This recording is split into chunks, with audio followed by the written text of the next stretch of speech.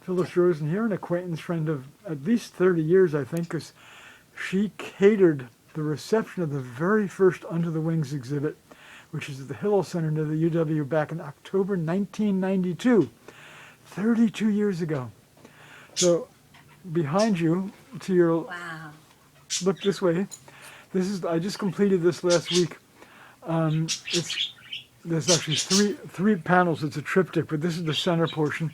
It's Under the Wings 79, and it depicts Hannah Senesh, who was a Jewish Hungarian. She went to Palestine pre-Israel, and then she parachuted into the Hungarian-Yugoslavian border, was captured by fascists, and was tortured and executed. She became very famous because she was a poet, and the song she did, Eli Eli, is like sung by Jewish communities all over the world.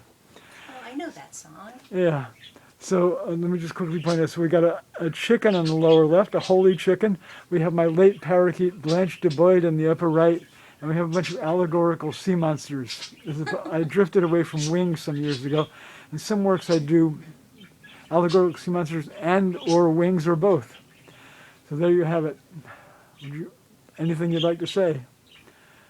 I thought it was Gold in My Ear image for a second. Just the eyes and the colors are wonderful. And Oh, thank you. I love the bird, memorabilia bird. He's wearing a crown for me, much like the rooster's wearing the crown.